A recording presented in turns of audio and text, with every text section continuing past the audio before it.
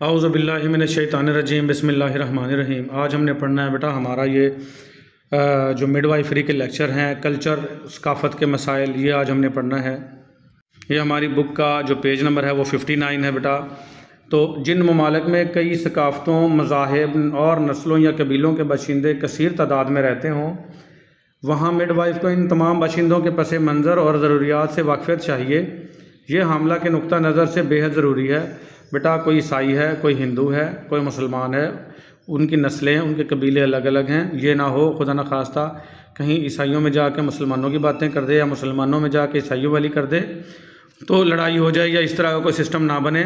تو اس کو واقفیت چاہیے، یہ حاملہ کے نقطہ نظر سے بہت ضروری ہے۔ مثال کے طور پر لاہور میں رہنے والی مڈ وائف کو بلوچستان کے شہر گوادر میں حاملہ عورتوں کے ساتھ کام کرتے ہوئے زبان اور دیگر ثقافتی مسائل کا سامنا ہو سکتا ہے، کیونکہ اس کو پشتو نہیں آتی ہوگی بیٹا۔ جس جگہ زبان اور مختلف تہذیب کے مسائل کا سامنا ہو، وہاں اردو جیسی مشترکہ زبان سے بہت زیادہ مدد ملتی ہے، یعنی مشترکہ زبان بہت مدد دیتی ہے۔ آپ ایسا کریں کہ کسی ایسی عورت کو منتخب کر لیں جس کو اردو بھی آتی ہو اور جس کو پشتو بھی آتی ہو، تو آپ اس کو اپنا ٹرانسلیٹر بنا لیں۔ آپ اپنی بات اس کو سمجھائیں، وہ آگے مریض کو سمجھائے اور مریض کی بات سن کے وہ آپ کو سمجھا دے۔ تو مشترکہ زبان جیسے اردو ہے وہ مدد دیتی ہے۔ اس کے ساتھ ہی حاملہ کے خاندان کی کسی ایسی خاتون کے ساتھ رکھا جائے جو حاملہ کی بات اور رویوں کو سمجھنے میں اور مڈ وائف کی ہدایات حاملہ کو سمجھانے میں مدد کر سکے۔ ہر حاملہ کو اپنے حمل کے بارے میں معلومات حاصل کرنے کا پورا حق ہے، اور اس حق کے حصول میں زبان کو رکاوٹ نہیں بننا چاہیے۔ مڈ وائف کو حاملہ کا ذہنی اور تعلیمی پس منظر جاننا چاہیے تاکہ اس کی طرح بات کر سکے بیٹا۔ عام عورتوں کو اپنی علمی اور ذہنی سطح پر نہیں سمجھنا چاہیے، یعنی کہ عام عورتیں بیٹا آپ مشکل الفاظ ان کے سامنے بولنا شروع کر دو کہ ان کو بھی سمجھ آ رہی ہے، ایسی بات نہیں ہے، کیونکہ بیٹا ان کی علمی اور ذہنی سطح آپ جتنی نہیں ہے، اور ان کے ساتھ انگریزی یا ایسی پیچیدہ سائنسی اور میڈیکل ٹرمز میں بات کرنی چاہیے جنہیں وہ سمجھ نہ سکیں۔ تو ایسا نہ ہو کہ یہاں پہ وہ بتانا چاہ رہا، سمجھانا وہی چاہ رہا ہے بیٹا کہ مشکل الفاظ اور انگریزی اور پیچیدہ زبان استعمال نہ کریں۔ ہمارے معاشرے میں خواندگی کا تناسب اوسط سے کم ہے۔ خواندگی کہتے ہیں بیٹا تعلیم کو، خاص کر ایسے طبقات کی خواتین کی بات سمجھنا اور اپنی بات انہیں سمجھانا مڈ وائف کی بنیادی ذمہ داریوں میں سے ایک ہے۔ جو بیچاری علم کم رکھتی ہیں ان کو بات سمجھانا اور ان کی سمجھنا مڈ وائف کا ہی کام ہے۔ دوران حمل خاتون کا روحانی سرگرمیوں، ورد یا وظائف کے ذریعے مثبت سوچ اپنانا اہم سمجھا جاتا ہے۔ اپنانا ہے بیٹا یہ لفظ، یہ اپنا لکھا ہوا ہے یہاں، اس لیے تھوڑی سی دقت آئی کہ حمل کے دوران عورت کو کہیں کہ روحانی سرگرمیوں میں یعنی ملوث رہیں، تلاوت قرآن پاک کریں، کیونکہ بیٹا مینسز تو آنے نہیں ہیں، مینسز میں ناپاکی ہوتی ہے، تو قرآن پاک کی تلاوت کریں، نمازیں ادا کریں۔ اور ویسے بھی ہمارے اسلام میں ہے کہ جو عورت نماز حمل کے دوران پڑھتی ہے اس کا ثواب میرے خیال سے 70 گنا بڑھا دیا جاتا ہے اس عورت کے مقابلے میں جو حمل کے بغیر نماز ادا کرتی ہے۔ تو حمل کے دوران تلاوت قرآن پاک، کچھ تسبیحات اور جو ہے نمازیں ادا کرتی رہے، تو یہ مثبت سوچ ہے۔ اس کی وجہ سے یہ حاملہ کا ذہنی سکون اور اس کے مثبت خیالات خود اس پر اور اس کے ہونے والے بچے پر مثبت اثرات ڈالتے ہیں۔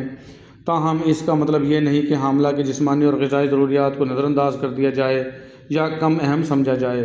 تو بیٹا یہاں پہ بات سمجھانا چاہ رہا ہے کہ وظائف اور مذہبی جو چیزیں ہیں وہ بھی ضروری ہیں اور خوراک بھی ضروری ہے۔ یہ نہ ہو کہ اس کو بھوک لگی ہو شدید قسم کی اور آپ اسے کہیں جی درود پاک پڑھ لیں خدا نخواستہ، یا آپ کہیں جی نماز پڑھ لو بھوک ختم ہو جائے گی، یہ چیز نہیں ہے بیٹا۔ خوراک کا بھی خیال رکھنا ہے، اور روحانی سرگرمیاں تو ہمیشہ ہی رہنی چاہیے۔ انسان نے مرنا بھی ہے، چاہے مرد ہو، عورت ہو، بچے ہوں، بوڑھے ہوں، اپنے اپنے وقت پہ سب نے جانا ہے، تو روحانی سرگرمیاں، مذہبی سرگرمیاں لازمی چاہیے۔ پھر آ جائے گا والد یا باپ کا کردار کیا ہوگا اس عورت کے لیے۔ بچے کو سنبھالنے اور پالنے پوسنے کی ذمہ داری بنیادی طور پر ماں ہے، تاہم ماں کے ساتھ ساتھ اس کی ذمہ داریوں میں تعاون کرنا باپ کا بھی کام ہے بیٹا۔ یہ تصور حالیہ عرصے میں مزید ابھرا ہے۔ بعض مغربی ممالک میں میٹرنٹی چھٹیوں کے ساتھ ساتھ پیٹرنٹی یعنی باپ کی چھٹیاں بھی دی جانے لگی ہیں۔ پیٹرنٹی لیو ملتی ہیں 7، ویسے میٹرنٹی لیو تو 3 ماہ ملتی ہیں، لیکن باپ کو 6-7 چھٹیاں مل جاتی ہیں۔ سماجی لحاظ سے مدرہڈ یعنی عورت کا ماں بننے کا کردار قبول کیا جاتا ہے، تاہم فادرہڈ یعنی بحیثیت باپ ذمہ داریاں پوری کرنے کا تصور ابھی اتنا عام نہیں ہوا، حالانکہ یہ بھی بہت زیادہ ضروری ہے۔ اس کے باوجود بچے کی پرورش کے مراحل میں باپ کے کردار کو نظر انداز نہ کیا جائے اور اسے بھی فیصلوں میں شریک کیا جائے۔ بعض مرد حضرات ہونے والے بچے کے معاملے میں اتنی زیادہ دلچسپی لینے لگتے ہیں کہ خواتین جیسی بعض علامات ان میں بھی ظاہر ہونے لگتی ہیں، مثلاً بھوک بڑھ جانا، کمر میں درد اور ڈپریشن وغیرہ۔ یہ بھی باپ کی کیفیت ہوتی ہے، خاص کر پہلے بچے میں تو ہوتی ہے، ایسے لگ رہا ہوتا ہے کہ اسی کی ڈیلیوری ہونے والی ہے۔ ساری کیفیات مرد کی، باپ کی، جو باپ بننے والا ہے اس میں آ جاتی ہیں۔ مغربی ممالک میں یہ عام ہو چکا ہے کہ باپ بھی زچگی کے وقت موجود رہے۔ کچھ عرصہ قبل مرد کو زچگی والے کمرے میں داخل ہونے نہیں دیا جاتا تھا، یعنی کہ ایسا معاشرہ تھا کہ اس کو داخل ہی نہیں ہونے دیتے تھے۔ پاکستان میں اب بھی اس بات کا رواج نہیں ہے کہ مرد جو ہے وہ جہاں بچہ پیدا ہو رہا ہے وہاں داخل ہو، تاہم یہ حقیقت ہے کہ شوہر کے موجود رہنے سے بیوی کو ڈھارس ملتی ہے اور وہ زیادہ حوصلے کے ساتھ اس مرحلے کا سامنا کر سکتی ہے۔ اگر مرد بہت حساس ہو، اپنی موجودگی کو مناسب نہ سمجھتا ہو، یہ نہ ہو کہ کچھ مرد حساس ہوتے ہیں ان سے برداشت نہیں ہوتا اور وہ چکر کھا کے گر جاتے ہیں، تو اگر ایسا ہو تو بیوی کو تکلیف سے کراتے ہوئے دیکھ کر خود کو لاچار سمجھتا ہو تو اس کی موجودگی منفی نتائج کا بھی سبب بن سکتی ہے۔ تو ایسے مرد کو جو دل جس کا چھوٹا ہو اس کو اندر نہ ہی لے کے جائیں تو بہتر ہے۔ اس لیے اس سلسلے میں متوازن سوچ اپنائی جائے اور میاں بیوی کو یہ اختیار دیا جائے کہ لیبر روم میں انہیں یکجا کیا جا سکتا ہے یا نہیں، یعنی مرد کو اندر آنے دیں یا نہ اندر آنے دیں۔ پیدائش یا زچگی کی جو علامات ہیں بیٹا وہ کیا ہیں؟ حمل کے آخری ایام میں بعض عورتوں کے پاؤں یا ٹانگوں کے نچلے حصوں پر سوجن پڑ جاتی ہے، جس کو ایڈیما کہتے ہیں بیٹا۔ یہ بھی دباؤ پڑنے کے ہی باعث ہوتا ہے، لیکن واضح رہے کہ اس قسم کی سوج کسی طرح پر خطرناک نہیں ہوتی، یعنی معمولی ہے، یہ سوج آ جاتی ہے، کوئی مسئلہ نہیں ہے، ٹھیک ہے۔ اور وضع حمل کے بعد خود بخود اتر جاتی ہے، یعنی جب حمل ہو جائے یا بچہ پیدا ہو جائے تو یہ خود بخود اتر جائے گی۔ عام طور پر ولادت کی علامتوں میں پیٹ کا نیچے کو دب جانا، پیشاب یا پخانے کا رک جانا یا بار بار آنا شامل ہے، یہ پیدائش زچگی کی علامات ہیں۔ پھر پوشیدہ موکل، جس کو فیٹس سے 9 مولود تک، پوشیدہ موکل اس کو کہتے ہیں بیٹا جو ماں کے پیٹ میں بچہ ہے اس کو فیٹس بھی کہتے ہیں، پوشیدہ موکل بھی کہتے ہیں، اور 9 مولود اس کو کہیں گے جو بھی جنم لے چکا ہے۔ یہ کہا جا سکتا ہے کہ فیٹس یعنی جو ماں کے پیٹ میں بچہ ہے مڈ وائف کا پوشیدہ موکل ہے۔ حاملہ خاتون مڈ وائف کی توجہ کا مرکز ہوتی ہے اور اس کی سلامتی سب پر مقدم ہے، تاہم دیکھ بھال کا یہ سارا عمل اس وقت شروع نہیں ہو سکتا جب تک یوٹرس میں فیٹس نہ ہو، یعنی ظاہری بات ہے دیکھ بھال تبھی ہوگی نا جب بچہ ہوگا ماں کے پیٹ میں، اگر وہ حاملہ ہی نہیں ہوئی تو دیکھ بھال کرنے کا کیا سسٹم ہے؟ یوٹرس کہتے ہیں بیٹا بچہ دانی۔ جیسا کہ پہلے بیان کیا جا چکا ہے، ماضی میں بچے کی جان کو ماں کی زندگی پر ترجیح دی جاتی تھی، یعنی کہ وہ کہتے تھے بھی بچہ بچ جائے، ماں بچے یا نہ بچے، مرتی ہے تو مر جائے خدا نخواستہ۔ آج کل کے معالج زچہ بچہ دونوں کو یکساں اہمیت دیتے ہیں، جس میں ماں کی زندگی کو بچے پر ترجیح دی جاتی ہے کہ ماں ہوگی تو بچہ اور بھی جنم دے لے گی، تو ماں کی زندگی زیادہ اہم ہے، ٹھیک ہے بیٹا۔ پھر ماں کی حیثیت اور مختلف ادوار، یہ آپ کو علم ہونا چاہیے بیٹا۔ مختلف چھوٹی چھوٹی سرخیوں میں چھوٹے چھوٹے شارٹ کویشچن وہ پوچھ سکتا ہے، تو آپ کو اگر یہ چیزیں پتہ ہوں گی تو آپ اپنے پاس سے بھی لکھیں گی متعلقہ چیزیں، تو انشاءاللہ آپ کا پیپر حل ہو جائے گا۔ ماں کی حیثیت اور مختلف ادوار کیا ہیں؟ ادب میں عورت کا کردار بحیثیت ماں صدیوں سے زیر بحث ہے۔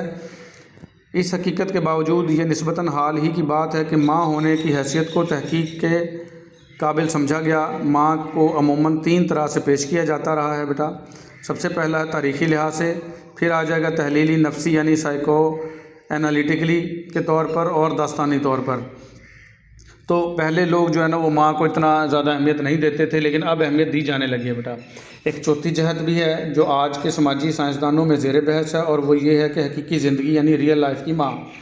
دنیا بھر کے آثار قدیمہ یعنی پرانے وقتوں کے جو رواج تھے، سماج میں ماں کی برتری والے مادری نظام یعنی نظام کی حاکمانہ حیثیت کا اقرار کرتے ہیں، یعنی پچھلے پرانے وقتوں میں بھی ماں کو ایسی حیثیت حاصل رہی ہے کہ سارا حکم اسی کا مانا جاتا تھا۔ اس نظام میں عورتوں کو دیویوں کے قابل احترام درجہ دیا گیا تھا، یعنی دیوی دیوتا جیسے لوگ پوجتے ہیں ہندو لوگ، تو ایسے دیوی کا نام دیا جاتا تھا۔ آرٹ میں عورتوں کی شخصیت کو اکثر و بیشتر دیکھ بھال اور پرورش کرنے والی ذات کے روپ میں پیش کیا گیا ہے، یعنی کہ ماں ایسی ہستی ہے جو کہ بچے کی دیکھ بھال اور پرورش کرتی ہے، جس کو بنیادی اختیار حاصل ہے۔ عورتوں کو دوسرے درجے کی مخلوق سمجھنے کا قدیم خیال شاید بائبل کے زمانے سے رائج ہے۔ بائبل جو یہ عیسائیوں کی کتاب ہے بیٹا، دوسرے درجے کی مخلوق سمجھنے لگے عورتوں کو حیثیت اتنی زیادہ نہیں دی، کیونکہ حضرت عیسیٰ علیہ السلام نے شادی نہیں کی تھی بیٹا، اس لیے عورت کو اتنی زیادہ اہمیت نہیں دیتے تھے وہ لوگ، ٹھیک ہے۔ دوسرے زمانے کی عورت سمجھنے لگے تھے، اور یہ عقیدہ اسی سے نکلا ہے کہ آدم علیہ السلام پہلے تخلیق کیے گئے اور اماں حوا بعد میں، اور آدم علیہ السلام گمراہ نہیں ہوئے تھے بلکہ وہ عورت کے گمراہ کی گئی تھی، یعنی کہ عورت ہی گمراہ ہوئی تھی۔ اماں حوا کے بارے میں یہ بات ہے کہ شیطان نے پہلے اماں حوا کو یعنی کہ ورگلایا تھا، تو اس وجہ سے بھی اور خلاف ورزی کی مرتکب ہوئی تھی، تو اس لیے عورت کو تھوڑا سا اہمیت کم دی جانے لگی۔ ماضی کے قدیم زمانے میں کنوارپن یعنی وہ عورتیں جو بھی شادی شدہ نہیں تھیں، عورتوں کے لیے بہترین حالت سمجھی جاتی تھی، اور حیض آنے کو بھوت پریت کا اثر سمجھا جاتا تھا کہ بھوت پریت آ گئے ہیں، حالانکہ وہ قدرتی ایک نیچرل عمل ہے اللہ کی طرف سے بیٹا۔ بچہ جننے والی عورتوں کو روحانی گندگی کی حالت میں ہونے کا الزام دیا جاتا تھا کہ ان کی روح گندی ہو گئی ہے۔ یہ ایسے ایسے سارے دوروں میں گزرے ہیں، ماں کو مختلف مشکلات اور مسائل کا سامنا رہا ہی ہے، کبھی اس کو بہت اعلیٰ درجہ دے دیا گیا، کبھی اس کو بہت برا سمجھا جانے لگا، تو اس طریقے کی بیٹا ساری باتیں سمجھا رہا ہے اس میں وہ۔ اگرچہ بچے کی تخلیق کو ایک عظیم اور اعلیٰ درجے کا واقعہ مانا جاتا ہے، لیکن بچے کو جننے والی ماں کی خود کوئی حیثیت نہیں ہوتی تھی، یہ بچہ ہے لفظ بے لکھا گیا ان سے، تو عورت کی زندگی کو ثانوی حیثیت دی جاتی تھی۔ اس دور کی مڈ وائفوں کو ہدایت ہوتی تھی، مڈ وائفیں دائیوں کو کہہ سکتے ہیں بیٹا، کہ اگر زچہ اور بچے کی زندگی کو خطرہ ہو تو بچے کو بچا لیا جائے، اور عورت مرتی ہے تو مرنے دیں۔ اگر کوئی عورت زچگی کے دوران وفات پا جاتی تو اس کی تدفین میں عزت اور احترام کا لحاظ رکھنا قطعاً ممنوع تھا۔ اوئے ہوئے، یعنی کہ عورت مر بھی گئی ہے، بچے کو جنم دیتے دیتے تو اس کو عزت اور احترام سے دفناتے بھی نہیں تھے۔ زچگی کے بعد 6 سے 8 ہفتے کے دوران عورتوں کا چرچ میں داخلہ ممنوع تھا، یہ سارا عیسائیوں سے آیا موسٹلی، ٹھیک ہے۔ وہ کہتے تھے کہ یہ ناپاک ہے، انہیں پاکی حاصل کرنے کے لیے ایک رسم سے گزرنا پڑتا تھا۔ عورتیں ماں بننے کے عمل کو مصیبت سمجھتی تھیں، کیونکہ انہیں علم تھا کہ اس کا ایک ممکنہ نتیجہ موت کی صورت میں نکل سکتا ہے، اور موت آ بھی گئی تو پھر بھی اس کو عزت نہیں ملنی۔ طویل دور درد ذیل یعنی لیبر پین، شدید قسم کا دیر تک دردیں برداشت کرنا اکثر و بیشتر زچہ کی موت پر ختم ہوتے تھے، یعنی ماں مر جاتی تھی اس میں دردیں برداشت کر کے۔ دوسرے یہ کہ حاملہ کی غذا میں وٹامن ڈی، کیلشیم اور فاسفورس ناکافی ہونے کی وجہ سے ریکٹس کی بیماری ہو جاتی تھی، یعنی بچوں کی ٹانگیں ٹیڑھی ہو جانا، اور عورت کے جو کولے کی ہڈیاں ہیں وہ بھی ٹیڑھی ہو جانا، جس سے پیلوس میں خرابیاں پیدا ہو جاتی تھی۔ تو آج کل بیٹا یہ ساری چیزیں نوٹ کر لیں، وٹامن ڈی کے کیپسول ملتے ہیں، اور وٹامن ڈی دھوپ میں بیٹھنے سے بھی خود بخود آپ کی باڈی بناتی ہے، کیلشیم کی ٹیبلٹس بھی ملتی ہیں، اور فاسفورس بھی، یہ ہڈیوں کے لیے بہت زیادہ ضروری ہے۔ 1914 سے 1918 تک جاری رہنے والی پہلی جنگ عظیم ورلڈ وار 1 کے باعث عورتوں کے بارے میں رائے کسی حد تک تبدیل ہوئی، انہیں نسل انسانی کی نجات دہندہ اور اگلی نسلوں کی پرورش کرنے والی، جس پر معاشرے کی امیدوں کا انحصار ہے، قرار دیا جانے لگا، کیونکہ 1914 اور 1918 تک بہت زیادہ جو ہے وہ نسل کشی ہوئی، بہت زیادہ لوگ مارے گئے خام خواہ، اور آبادی کم ہونے لگی، تو اب پھنس گئے وہ لوگ۔ تو اب انہوں نے کہا کہ اب ہماری آبادی بڑھے گی کہاں سے؟ عورتوں سے، تو عورتوں کو ہی پھر عزت دی جانے لگی۔ پھر آ جائے گا، یہ سارے انگریزوں کے قوانین ہیں بیٹا، اس وجہ سے آ جائے گا ہربرٹ سیمویل نے maternity letters from working women کے پہلے ایڈیشن، جو کہ 1915 میں شائع ہوا، اس کے دیباچے میں اس بات کی اہمیت پر زور دیا کہ حمل اور زچگی کے دوران عورتوں کو سہولتیں دی جائیں، یعنی کہ اب عورتوں کی اہمیت بڑھنا شروع ہو گئی ہے پہلی جنگ عظیم کے بعد، کیونکہ آبادی کم ہو گئی تھی۔ اس خیال کا محرک یہ جذبہ تھا کہ خواتین کو درپیش عام مشکلات اور تکالیف دور کی جائیں اور آبادی میں تیزی سے اضافہ کیا جائے۔ 1917 میں دی ویمنز گلڈ کے قیام کے بعد یہ مطالبہ کیا گیا کہ زچہ اور بچہ دونوں کی دیکھ بھال اور نگہداشت یکساں طور پر کی جائے گی۔ 20ویں صدی کے دوران مغربی خواتین مرد کی حکمرانی والے معاشرے کی حد بندیوں سے نکل آئیں، یعنی اب عورتوں کو اچھی عزت دی جانے لگی ہے۔ اس معاشرے میں ماں کے اختیارات پر پابندیاں تھیں، جس کا نتیجہ مرد کی حکمرانی والے نظام یعنی پیٹریارچی کے استحکام کی صورت میں نکل رہا تھا۔ حقوق نسواں یعنی عورتوں کے حقوق کی تحریک سے مرد اور عورت کے مساوی حیثیت اور مواقع ملے، اور عورتوں کو یہ حق ملا کہ وہ اپنی قسمت کی آپ مالک بنیں۔ تحریک نسواں کے حوالے سے مغربی ممالک میں 1905 میں میٹرنٹی لباس رائج ہوئے۔ اب خواتین کو دوسروں سے چھپے رہنے کی مزید ضرورت نہیں تھی۔ اس کے فوراً بعد ہی بوتل سے دودھ پلانے کا رواج عام ہوا، اور اتنا عام ہوا کہ یورپ میں عورتوں کی زندگی کا لازمی جزو بن گیا۔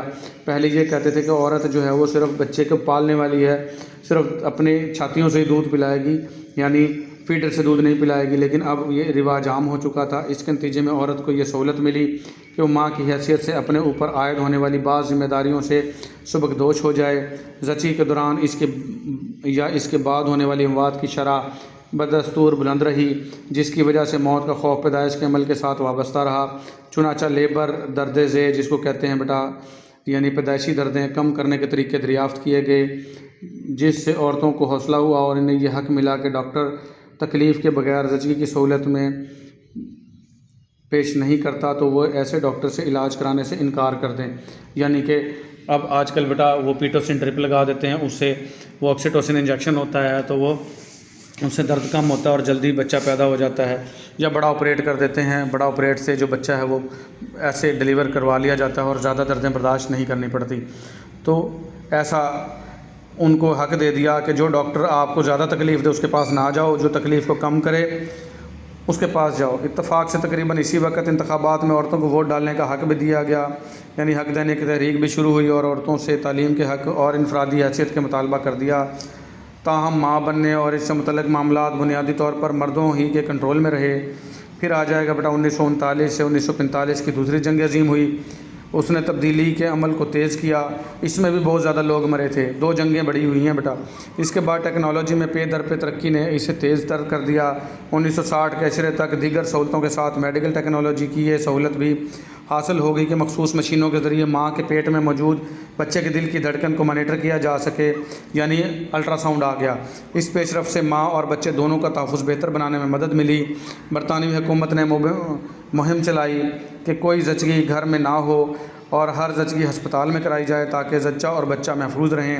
تاہم بعض عورتوں نے جلدی محسوس کر لیا کہ وہ محض ایک جسم بن کر رہ گئی ہیں، یعنی صرف ان سے بچے پیدا کروائے جا رہے ہیں، ایک مشین جس میں خرابی ہو گئی ہے اور جسے ایک اچھے میکینک کی ضرورت ہے۔ دوسری طرف مرد ڈاکٹرز نام صرف ڈلیوری کے حوالے سے بلکہ حمل کے حوالے سے بھی زیادہ سے زیادہ قواعد و ضوابط مرتب کرتے گئے۔ ٹھیک ہے، یہ قواعد و ضوابط عورتوں کے اپنے تجربے سے بار بار متصادم ہوتے تھے، یعنی زیادہ ہی سختیاں کر دی ڈاکٹروں نے، کیونکہ ان کا تجربہ عام طور پر مختلف ہوتا تھا۔ اب عورتوں نے یہ سوال اٹھایا کہ وہ ڈاکٹروں کے حکم پر اور اختیار پر بھروسہ کریں یا خود اپنے جسمانی احساسات پر، جو ڈاکٹر کہہ رہے ہیں ان کی باتیں مانیں یا جو ہمارا جسم کہہ رہا ہے اس کی باتیں مانیں۔ تو 1970 سے 1980 کی دہائیوں کے دوران ماں کی حیثیت کے بارے میں مزید حقیقت پسندانہ موقف سامنے آنے لگا اور خاندان کے روایتی کردار کو چیلنج کر دیا گیا۔ یہ تاریخیں آپ نے یاد رکھ لینی ہیں بیٹا اسی طریقے سے کہ ماں کو کس دور تک جو ہے وہ برا سمجھا جاتا رہا، کس دور میں ماں کو کی حیثیت میں ترقی آنے لگی۔ ماں بننے کو عورت کی بے مثال صلاحیت قرار دیتے ہوئے بعض خاتون مصنف کہتے ہیں جو بیٹا لکھنے والی ہیں، مثلا ڈاکٹر مریم سٹاپرڈ نے مردوں پر بھی زیادہ زور دیا کہ بچے کی نگہداشت اور پرورش میں اپنا وسیع کردار ادا کریں۔ ان خیالات کی اہمیت کم ہونے لگی کہ ماں اور بچے کو شروع میں ایک دوسرے کے زیادہ قریب رہنے دیا جائے بلکہ دور رکھا جائے تاکہ زیادہ قربت کے مستقبل میں خطرناک نتائج نہ نکلیں۔ اس کے برخلاف ماں اور بچے کی فوری قربت کی حامیوں کی تعداد بڑھنے لگی۔ انہوں نے کہا کہ ماں اور بچے کو دور کر دو بھائی۔ کس نے کہا؟ یہ ڈاکٹر مریم سٹاپرڈ نے کہا ماں اور بچے کو زیادہ قریب نہ رہنے دیں، دور رکھیں۔ تو یہ بری بات تھی، ماں اپنے بچے سے کیسے دور رہ سکتی ہے؟ تو بیٹا یہ جلد ہی یہ کام ختم ہو گیا، اور وہ جو لوگ تھے جو یہ کہتے تھے کہ ماں اور بچے کو قریب رہنے دیا جائے ان کے حامیوں کی تعداد بڑھنے لگی۔ 1980 کے عشرے کے آتے آتے خواتین نے زچگی کو طبی عمل قرار دیے جانے پر رائے دینی شروع کر دی کہ یہ قدرتی عمل ہے، طبی عمل ہے یہ، اور مروجہ طریقوں کو تحفظ کا فریب یعنی ایلیوژن آف سیفٹی قرار دیا جانے لگا کہ یعنی کہ جو آپ اتنے سخت طریقے آپ نے اپنا لیے ہیں یہ صرف ایک دھوکہ ہے، ایلیوژن ہے، جس کے بعد زچگی کے نسبتاً فطری طریقے اپنانے کا رجحان بڑھنے لگا، یعنی قدرتی طور پر وہ عمل جس سے اللہ پاک بچے کو پیدا کر دیتا ہے اور وہ ساری عورتیں برداشت کرتی ہیں، تو اسی کی طرف لوگ دوبارہ آ گئے۔ پھر عورتوں کو فیصلے کی جو آزادی ہے وہ کب دی گئی بیٹا، وہ ہم پڑھیں گے اگلے لیکچر میں۔ آج کے لیے ہمارا اتنا ہی، ملیں گے اگلے لیکچر میں۔ اللہ حافظ۔